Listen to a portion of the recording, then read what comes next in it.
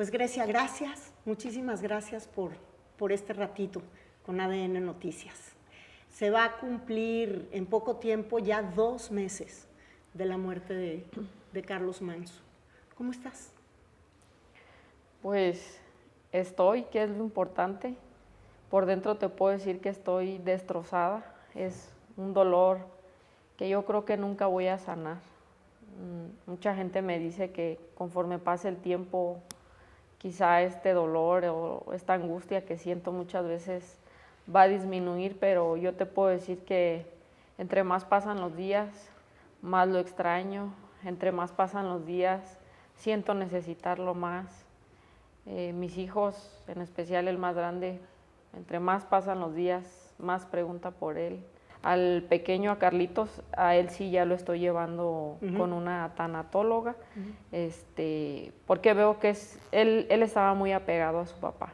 Sí. Él es, o quien tiene un poco de más uso de razón, y pues no se diga, ¿no? Salimos al centro, pues ve a su papá, ve a la gente y la liga con su papá, entonces él es quien más requiere de apoyo, puedo decir.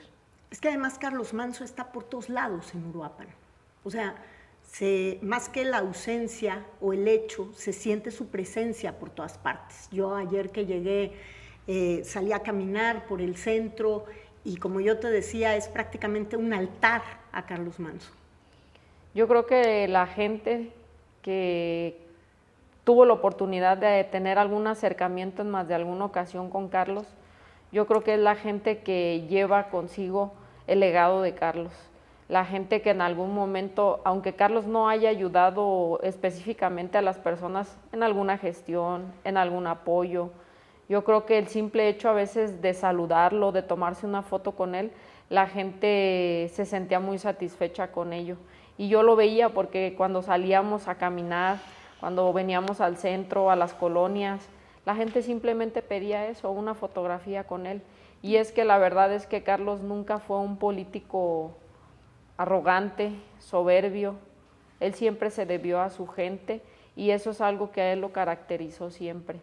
¿Cómo has asumido tu nueva condición de alcaldesa? ¿Cómo has asumido tú este papel? Porque lo tomas con una herida muy abierta. Lo tomas con menos experiencia que tu marido y no sé si preparada emocionalmente, porque no es lo mismo gobernar algún municipio en Yucatán que gobernar el municipio de Uruapan, en Michoacán.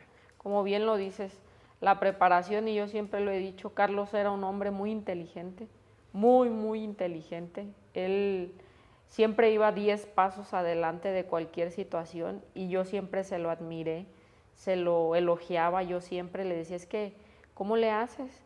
Cuando se te presenta esta situación, tú ya lo tienes resuelto. Y la verdad es que puedo decir que le aprendí muchas cosas porque caminé muchos años de la mano con él, porque platicaba él mucho conmigo y en situaciones, pues yo veía su manera resolutiva de hacer las cosas y son experiencias o son aprendizajes que se me quedaron. Claro que asumo este cargo con una herida muy grande, como tú lo dices, ha sido una decisión en algunas personas muy criticada, en algunas otras personas muy valorada, pero sabemos que este medio así es. Sabemos que debemos de estar dispuestos a que nos critiquen, a que nos elogien, a cualquier tipo de acción que los ciudadanos tienen todo su derecho de opinar.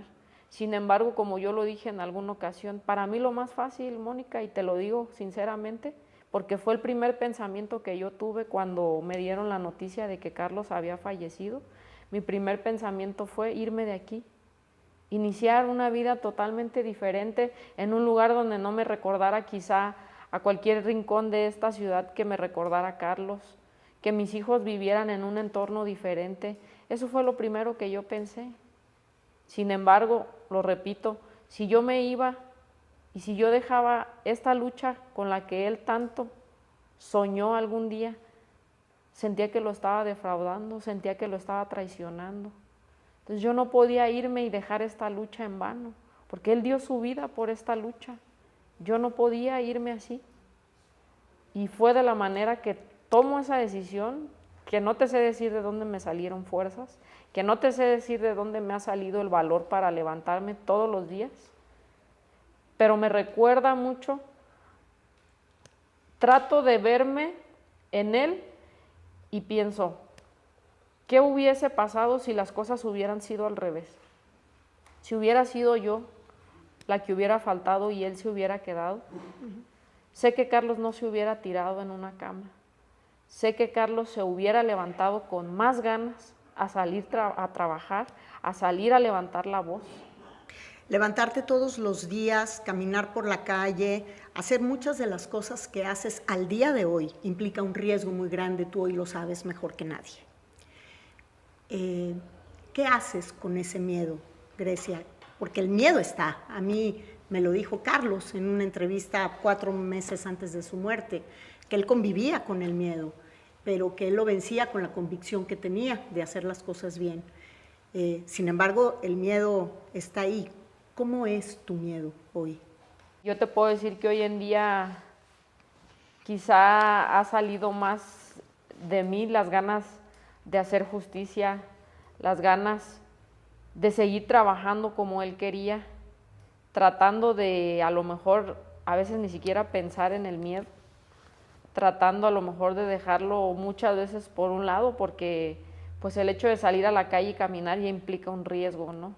Salir con tus hijos y caminar es estar a la expectativa de que así como llegaron con él, puede llegar en cualquier momento otra persona y actuar de la misma manera. Sin embargo, pues no nos queda de otra más que seguir esta lucha y este camino. Y a mí me gusta lo que hago, siempre me gustó, siempre a un lado de Carlos, detrás de Carlos, pero siempre acompañándolo en esta lucha. Siempre me gustó estar ahí junto a él. Y el ir caminando junto a él implicaba ya un riesgo. Desde entonces yo ya vivía bajo un riesgo. Vivir con él, con las acciones que él hacía todos los días, eso ya implicaba un riesgo. ¿Él te hablaba de que tenía miedo? Nunca me lo dijo. Personalmente, así que me dijera, Grecia, tengo miedo de esto, o puede pasar, a lo mejor me decía, puede pasar esto, tenemos que estar preparados para cualquier cosa. ¿Y qué te decía cuando te hacía algún encargo en particular? Porque sí me imagino que él podía visualizar la probabilidad del escenario, porque siempre estaba ahí, latente. Sí, pues él cada que salía, yo te puedo decir que todos los días él nunca dejó de hacer operativos. Él salía con su chaleco antibalas, se iba a los cerros, yo veía cómo salía de la casa con las patrullas, se subía él a una patrulla, iba pues obviamente con sus escoltas, con la Guardia Nacional, y todos los días yo creo que él sabía que era un riesgo el salir, porque cuando se despedía de mis hijos lo hacía de una manera como si ya no fuera a regresar. Yo a veces le decía, no lo hagas así, Carlos, ahorita vas a regresar, ahorita vas a venir a ver a los niños, y él solamente se quedaba callado. Solamente se me quedaba viendo y me decía, ahorita regreso. ¿Cuál crees tú que fue el momento o el hecho que hizo que Carlos Manso tomara esta decisión de emprender una cruzada como la que tenía en contra de la delincuencia en su municipio y sobre todo en contra de sus adversarios? Porque lo mismo políticos que personas del crimen organizado, lo señalaba con nombre y apellido sin miramiento ninguno, ni para él mismo. Yo creo que Carlos nació siendo un revolucionario siempre, siempre en todo momento. Nada más que yo creo que él, cuando fue diputado federal, yo creo que él se sintió a lo mejor un poco más limitado en el sentido de que pues pertenecía a un partido, que quizá dentro de ese partido no podía él hacer muchas cosas porque estaba limitado. Y si tú lo ves a lo largo de su diputación, él levantó la voz, él no se quedó callado, a pesar de que muchas veces no lo dejaban subir a tribuna, pero desde su lugar pedía el uso de la voz para hacer manifestación de algún hecho que ocurría aquí en Uruapan. Entonces, él luchó contra esa marea. Carlos siempre fue un político incómodo, siempre incomodó, siempre yo podía ver en los demás políticos que sí lo saludaban y así, pero con mucha reserva, o sea, como que no era el político que te reciben con aplausos y como se vive dentro de un partido con mucha hipocresía. Yo creo que cuando él se siente, dijeran por ahí, como pez en el agua, pues es cuando llega como presidente municipal, ¿no? ¿Por qué? Porque llega por la vía independiente, no depende de ningún partido. ¿En qué momento dejó el partido de Morena y por qué? Pues lo deja al terminar su diputación, lo deja por esto mismo, porque Carlos él siempre fue muy disruptivo, nunca fue una persona que se atuviera a unas reglas, a que le dijeran, no tienes que decir esto, o te tienes que callar, tienes que hablar esto, te tienes que comportar así.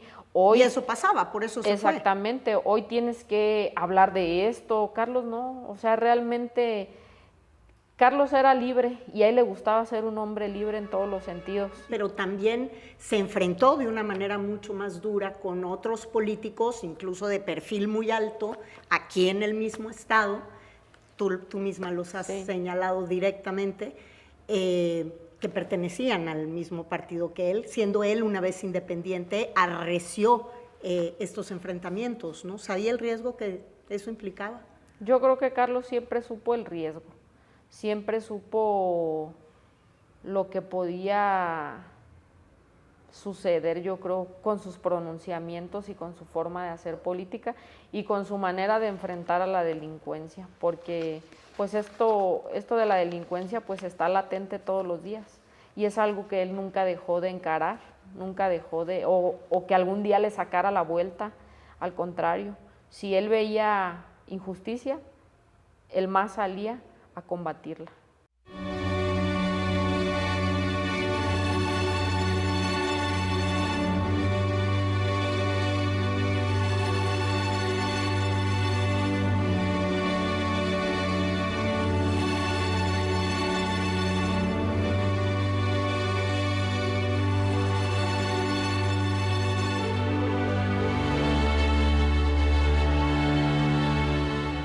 Hoy tú estás considerada pues como la líder del movimiento del sombrero, pero eso tiene una responsabilidad enorme e implica muchas cosas. Viene una elección muy importante y también están tus aspiraciones políticas, que aunque algunos digan que es mera ambición repentina, pues como mujer, como política, como esposa de un político, tienes todo el derecho a tenerlas. Mira, yo te puedo decir, mucho antes Carlos me decía y me preguntaba, después de esto, ¿a ti te gustaría participar para algo? Y yo le decía, mira, sí me gustaría, pero en este momento, a lo mejor a corto plazo, no. Le digo, yo quisiera dedicarme, que los niños estuvieran un poquito más grandes. Y él me decía, no, es que yo creo que tú deberías de participar en esta que viene para algo. Te veo que tienes las tablas, que la gente pues se acerca contigo. A mí sí me gustaría, me decía, a mí sí me gustaría impulsarte para algo. Y fueron pláticas simplemente quedaron en pláticas. Nunca fue algo más allá o que me dijera, ya ponte a trabajar o vamos a hacer esto o vamos a ir perfilando esto, porque realmente tú sabes que pues apenas el próximo año que viene es cuando empiezan, yo creo, las definiciones. Así es. Sin embargo, pues todo quedó en pláticas. ¿Y qué piensas para el próximo año que empiezan las definiciones? ¿Quieres jugar? Pues mira, yo te pudiera decir en este momento que yo no quisiera. Yo no quisiera por muchas razones. Una, mis hijos, que me gustaría estar más con ellos, que para mí es lo más importante en este momento. Otra, que a veces lo decíamos con Carlos, la política es una cochinada. Se mueven muchos intereses y no quisiera que me sucediera lo mismo que le sucedió a Carlos. Pero también debo de decirlo y debo de ser transparente y debo de ser realista, que allá afuera hay mucha gente que me lo ha externado, que allá afuera hay mucha gente que me ha dicho que les gustaría que yo tuviera una representación en lo que viene. Y eso me da una pauta a decir, sé que es el trabajo de él, sé que es el cariño que él se ganó con la gente. Yo no te puedo decir que todo ese respaldo surgió de un día para otro. Ay, no me voy a colgar algo que no me corresponde. Pero sí te puedo decir que ahora que he salido a la calle, claro que la gente ve en mí a Carlos Manso, se refleja o reflejan en mí a él, me abrazan y quizás sienten que lo están abrazando a él, abrazan a mis hijos y quizás sienten que es una parte de él. Entonces, no dejo descartado quizá participar en algo para lo que viene y quizá llegando a ese lugar yo pueda tener acceso y lograr dar con el verdadero responsable de su muerte. ¿Estás conforme con los resultados de las investigaciones de la Fiscalía hasta el día de hoy? No. ¿Por qué? Porque creo que hay más líneas de investigación las cuales siento que se han detenido. ¿Cómo cuáles? Pues simplemente que yo creo que hay otros actores intelectuales en su asesinato y que en este momento no veo que les hayan girado una orden de aprehensión, no veo que se les esté investigando. ¿A quién te refieres? A los actores políticos que Carlos Manso mencionó en su momento. ¿Me los dirías? Claro, es Raúl Morón, Leonel Godoy y el exalcalde de Uruapan, Ignacio Campos. ¿Y estás segura que no los están investigando? No estoy 100% segura, pero sí te pudiera decir que no creo que estén investigándolos. Tú tienes una comunicación permanente, por lo que entiendo, con el fiscal. Sí la tengo y pues las primeras semanas hubo resultados, ¿no? De pues las personas estas que aparecieron muertas en la carretera, que tuvieron participación en el homicidio. Hubo como mucha información a corto plazo, pero yo te puedo decir que hace 3 semanas para acá, pues realmente se detuvo para mí, porque no he tenido otra información más allá de las detenciones de quienes participaron. Estoy hablando de las personas reclutadoras a lo mejor, pero de ahí, del que mencionan que es el actor intelectual para arriba, pues ya no ha habido más nada. Carlos Manso dudaba particularmente de alguien o temía que alguien pudiera traicionarlo. A mí, bueno, en ese sentido él no me mencionó de su equipo de trabajo o de quienes lo acompañaban regularmente. Él nunca me mencionó algo que él tuviera miedo en ese sentido o sospecha de alguien. Carlos era un hombre muy inteligente y yo creo que él se hubiera dado cuenta. Hay una persona que está prófuga en este momento, su jefe de escoltas. Sí. ¿Cómo era su relación con él? Era muy buena. Carlos conoció, en su momento, era coronel Jiménez. Yo lo conozco en una ocasión que viajo con Carlos a la Ciudad de México y me dice, vamos a salir a cenar. Le dije, sí. Me dijo, vamos a ir con unos amigos. Ok. Llegamos a un lugar, cenamos, me presenta al coronel Jiménez en ese entonces con su pareja. En ese entonces Carlos ya tenía pues muchos años de conocer al coronel Jiménez. Él estaba, en ese momento todavía pertenecía al ejército. Te estoy hablando cuando Carlos era diputado. Hablaban de la presidencia municipal de aquí de Uruapan. Carlos le llegó a decir, oiga coronel, si llegamos a ganar la presidencia, ¿se iría usted a trabajar conmigo a Uruapan? Y él le dijo, pues sí, pues lo checamos ya viendo de aquí a allá cómo puedo ir sacando mis permisos para irme yo con usted para allá. Y eran las pláticas que tenían comúnmente cuando viajábamos a la Ciudad de México y cenábamos con ellos. Cuando empezamos a hacer campaña aquí en Uruapan para la presidencia, le vuelve a decir Carlos a él que si le gustaría acompañarlo en el tema de la seguridad, de que él fuera el secretario de Seguridad Pública aquí en Uruapan. Y pues él le dice nuevamente que lo va a considerar. Pues ya, llega la campaña, llegan las elecciones, se gana y posteriormente pues ya le vuelve a hacer la invitación, pero ya con Carlos ya necesitaba ahora sí definitivamente que le dijera pues si sí o no, porque tenía que mencionar un secretario de Seguridad Pública. Entonces él le dice que sí, se viene y comienza como secretario de Seguridad Pública aquí del municipio. Posteriormente se dan situaciones que no le permiten a él permanecer. Pero no era cualquier situación, o sea, tenía acusaciones muy serias. En ese momento hubo una situación que tuvo con su pareja actual. Le señalaban que habían tenido una discusión. Violencia intrafamiliar. Exactamente. ¿No? Entonces Carlos pues lo destituye, le dice, ¿sabe qué? Pues a mí no me consta, no estuve yo ahí presente, pero yo no puedo permitir que usted esté bajo este cargo, ni tampoco voy a permitir que si es cierto, obviamente usted actúe bajo con su pareja, ¿sí? ¿Sí?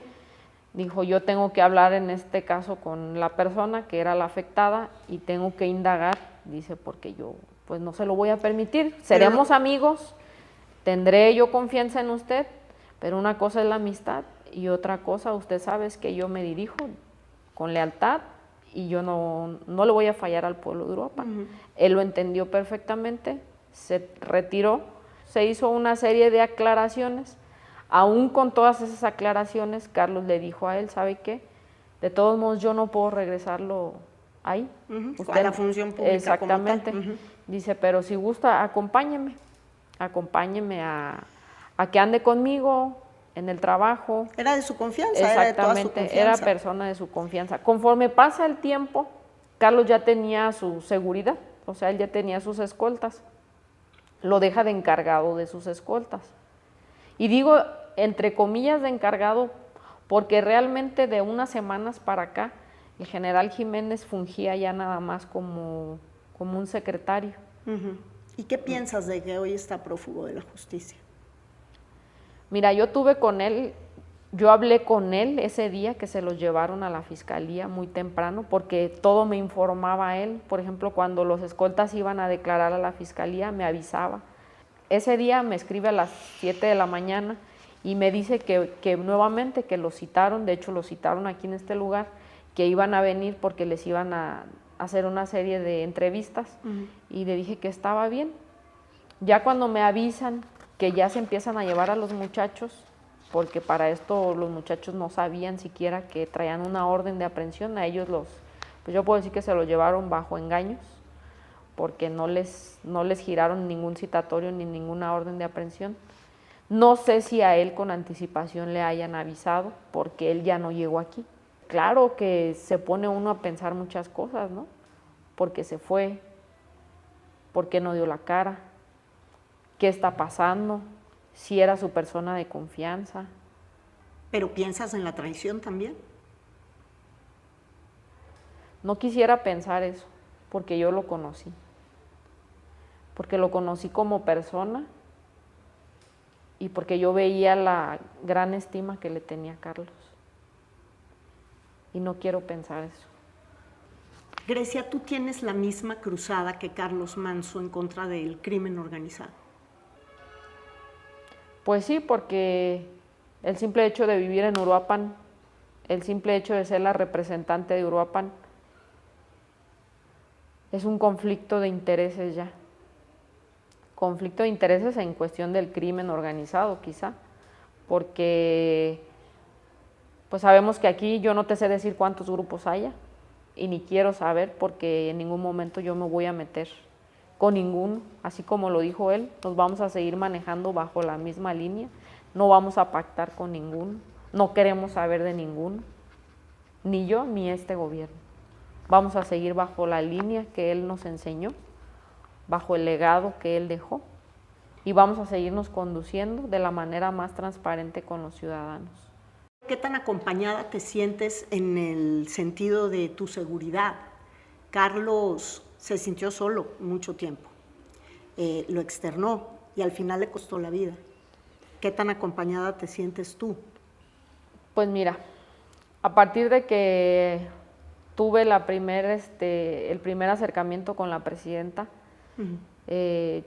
pues sí, obviamente fue una de las cosas que yo pedí, que me preocupaba la seguridad mía y de mis hijos. De tu familia. Yo como le dije, no sé de qué manera usted pueda apoyarme en ese sentido, pero sí estoy preocupada, es un tema que me preocupa. Ese día que estuve con ella, al siguiente día, a los 2 días, fue que mandaron a los escoltas que hoy me acompañan.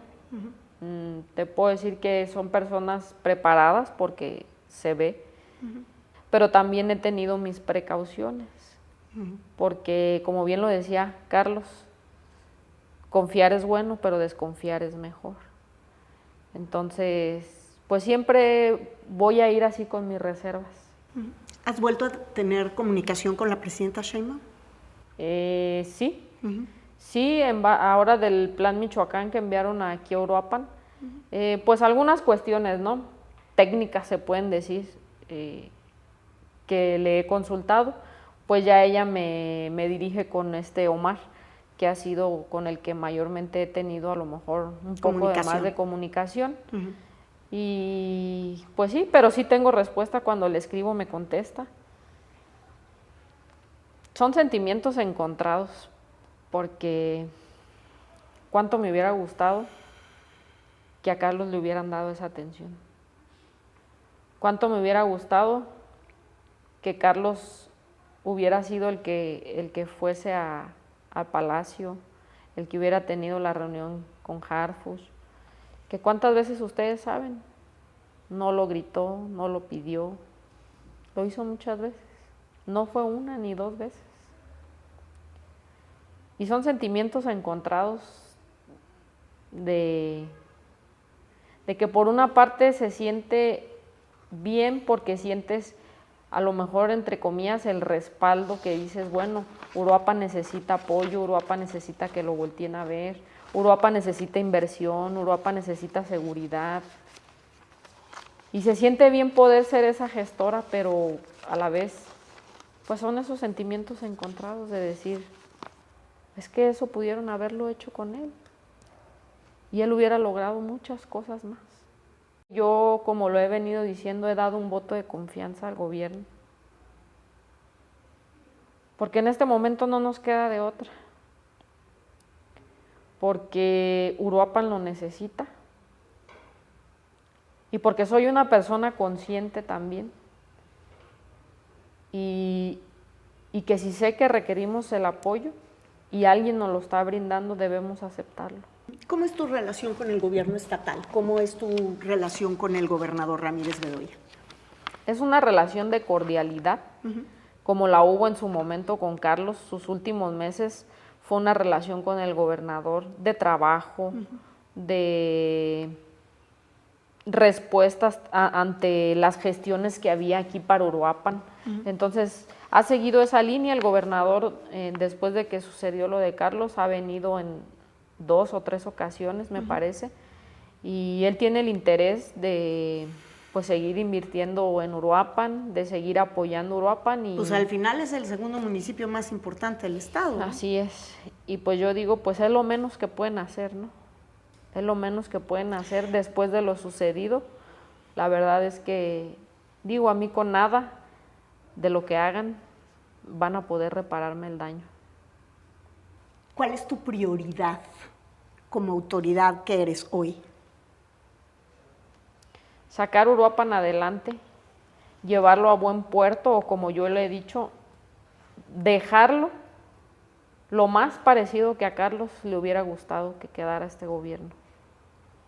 Un Uruapan libre, soberano, con paz.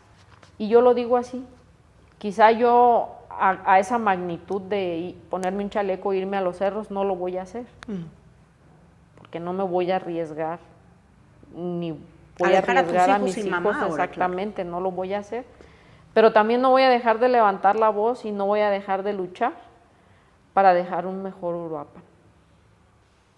El movimiento del sombrero, al menos regionalmente, está creciendo palpablemente, pero había varios pendientes al momento de la muerte de Carlos con los registros. Yo no iba a hacer esto del registro, del nombre, porque yo no lo veía como un riesgo o o como que fuera algo malo de que alguien más quisiera atribuírselo. Sin embargo, pues cuando empiezo a ver que se generó como este revuelo a nivel nacional, pues la gente está muy entusiasmada de quererse unir al movimiento. Recuerdo que en una ocasión Carlos lo platicamos y me dijo, ¿sabes qué? Debemos de tener mucho cuidado, dice, porque por nada del mundo debemos de dejar que nuestro movimiento se manche, que nuestro movimiento alguien más quiera venir y abanderarlo, y pues que el trabajo que yo he hecho, o que soy yo realmente quien lo fundó este movimiento, pues termine en manos de alguien más que vaya a hacer un mal uso de él. Eso quedó nada más en plática, nunca le movió él a nada de hacer un registro, ni mucho menos porque yo te aseguro que él nunca pensó que fuera a suceder algo como lo que pasó. Pero ahora que sucede esto, pues sí me empiezo a alertar yo, ¿no? De decir, me acordé de esa plática y dije, yo no puedo permitir que alguien más venga y se apodere de algo que no le corresponde, que no luchó. Entonces fue que tomé la decisión de hacer el registro. No lo hice con ninguna otra intención más que de resguardar lo que le corresponde a él y lo que nos corresponde a quienes iniciamos el movimiento junto con él. Fue meramente por eso, porque yo no he pensado ni en hacer un partido político. En este momento, estoy hablando de ahorita. Ya tienes el registro. Ya está el trámite. Ante el INPI, ya está. Ya en enero me entregan los registros. Del nombre de Carlos Manso. Del nombre. Y del movimiento del sombrero. Así es. Quiero pensar que se te han acercado partidos políticos con miras al 2027. Directamente a mí no se me han acercado. A través de algunos colaboradores del ayuntamiento me han comentado que quieren tener un acercamiento conmigo para alguna plática, para algún... ¿De qué partidos? ¿De todos? Algunos. ¿Como quién? Ha sido, ahorita del único que se ha querido acercar es uno del Partido Verde, me parece. Y pues de quien he recibido muestras y quien hasta en las redes sociales veo que defendió mi persona, fue a Maines, fue uno de los al Movimiento Ciudadano. También algunos personajes de Movimiento Ciudadano han querido tener un acercamiento. Sin embargo, pues yo en este momento no, o de unos días para atrás hacia acá, yo no me he sentido como ni con ánimos y ni todavía con el pensamiento de poderme sentar a platicar alguna mira en lo político. Me imagino, incluso por tu estado emocional y porque de repente, conforme pasa el tiempo, es cuando más profunda se va haciendo la herida o se va sintiendo la ausencia. Y de pronto puedes sentirte agotada, emocionalmente agotada, y querer claudicar. ¿Qué ha pasado? Claro que sí, muchas veces. En estos casi 2 meses, yo te puedo decir que ha sido un día bueno y un día malo. Un día bueno y un día malo. En donde, claro que he pensado en decir, ya no quiero seguir, no puedo. Y creo que es válido, soy un ser humano que siente, que piensa y que los sentimientos están como en una licuadora o como en una montaña rusa.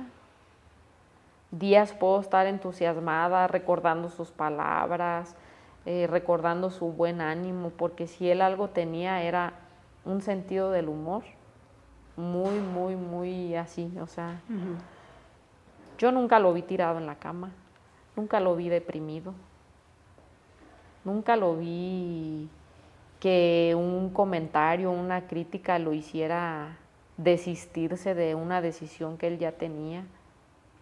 Carlos era un hombre muy seguro de sí mismo.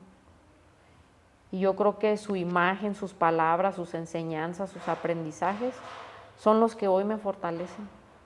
¿A quién te acercas cuando tienes dudas? ¿A quién le pides consejo? Humanamente a nadie. Me encierro en una oficina que él tiene porque está en la casa todavía, donde él se encerraba a meditar, a leer, a encerrarse simplemente cuando quería pensar en algo y acudo a esa oficina. Algunas veces me encuentro con muchas anotaciones que él ha sido como si él me hablara a través de notitas que dejaba ahí entre sus cosas. Sentía como si él me estuviera enviando eso, porque pues eran notas que él hacía de pensamientos políticos. ¿Cómo es un día de tu vida hoy? Cambió mi vida totalmente, eso sí te lo puedo decir, porque simplemente en el tema de seguridad. Claro, yo ya no tengo una privacidad. Mi vida está vigilada constantemente, la de mis hijos.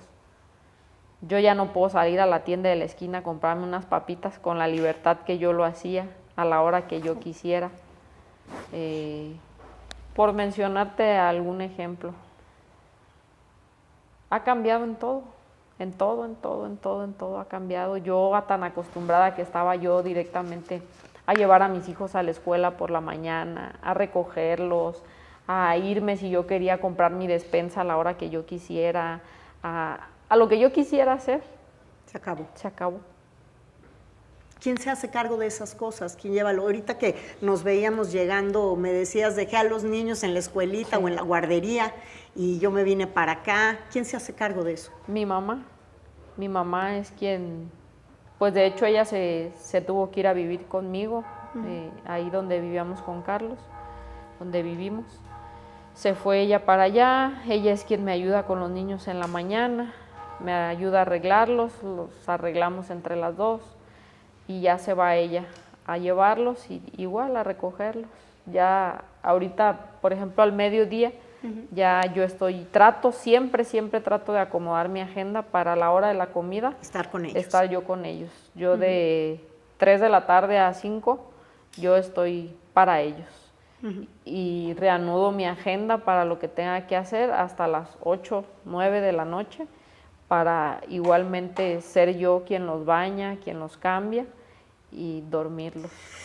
Pues es partirte en mil partes.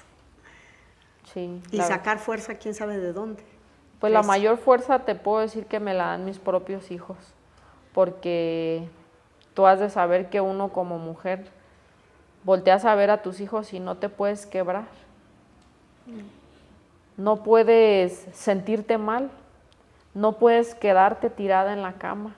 Simplemente por eso, olvídate del cargo público, olvídate de la política. Como un simple ser humano, como madre, no te puedes dar el lujo de doblarte ante tus hijos. Ellos te necesitan, me necesitan entera. Estás lista para todo lo que viene. Muchas cosas pueden pasar, irse sobre ti, sobre tu historia, sobre tu pasado, sobre... Mira, ha habido mucha guerra sucia a partir de que yo entro y asumo este cargo, hacia mi persona, hacia mi familia, hacia tantas cosas que, como tú dices, ni siquiera yo sabía de mi vida, que supuestamente sucedió en algún momento.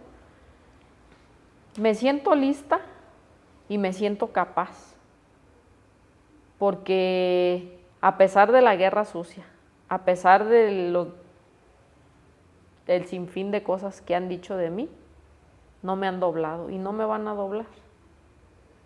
Yo lo único que hago es preparo a mi familia, que es mi círculo cercano. Tengo un hijo adolescente, que es con el que hablo constantemente, y le digo, hijo, vas a ver esto en las redes sociales, esto, no te sientas mal, no es cierto, tú sabes lo que yo soy. Y no me queda más que preparar a mi familia, porque son quienes me importan, preparar a mis hijos sobre todo, que pues desde que nacieron están envueltos en este círculo. Desde que los traje en mi vientre ya estaban envueltos. Uno vivió una campaña, otro vivió una diputación, otro ya la presidencia. Entonces, ellos han estado envueltos en todo esto inconscientemente, pero han estado. Entonces, a pesar, vuelvo a lo mismo, de toda la guerra sucia, y de tantos políticos que han hablado mal de mí. hablando de este senador que hizo señalamientos en contra de mi persona, pues la verdad, te lo digo así, o sea, no me afecta. Yo he sido criticada hasta porque me ven en algún momento riéndome. O sea, pues no voy a llorar delante de toda la gente. Yo sé mis momentos íntimos donde yo me desgarro, grito. Todos los días, y esto es algo muy personal, por las mañanas, ese día la camisa que Carlos traía puesto durante ese día quedó ahí intacta encima de la cama. Huele todavía a él. Todos los días en la mañana, lo primero que hago es agarro la camisa, la huelo, la abrazo y le digo, ayúdame por favor. Hoy ayúdame. Te extraño, te necesito, pero ayúdame por favor. Todos los días, desde el día que él faltó, es como mi ritual por las mañanas. Y no voy a andar en la calle llorando, porque también la gente que se me acerca, los ciudadanos que necesitan una buena atención, pues no merecen que yo ande como Magdalena llorando todo el día. Yo sabré mis momentos íntimos donde tengo y puedo. Porque también ya cuando llegan mis hijos a casa, se acaba eso. Pero tenemos que sacar fuerzas. ¿De dónde? De donde Dios nos ayude. Pues yo te deseo mucha suerte. Creo que somos muchos los que de una forma o de otra, en una trinchera o en otra, estamos acompañando esta lucha. Porque Carlos Manso pues representaba el reclamo de muchos, no nada más en Michoacán, en muchas partes de México. Entonces creo que es un movimiento que siempre que esté dirigido de la manera correcta, será una voz para muchos mexicanos, Grecia. Sí, así es. Carlos Manso, no sé si él mismo se haya imaginado Lo que generaría. Lo que generó y lo que generaría, porque no solamente fue a nivel nacional. Yo he visto que en otros países se dio a conocer también. Y a mí eso me hubiera gustado que él en vida lo hubiera visto. El gran cariño y el gran apoyo que logró tener de tanta gente. No voy a descansar hasta saber quién fue realmente quien ordenó. ¿Y por qué? Bueno, sabemos por qué. ¿Por qué? Pues porque les estorbaba para lograr sus objetivos. Ellos sabían claramente que Carlos iba a ser gobernador, y no solamente gobernador. Yo estoy segura que Carlos hubiera sido presidente de México. Estoy muy segura de ello.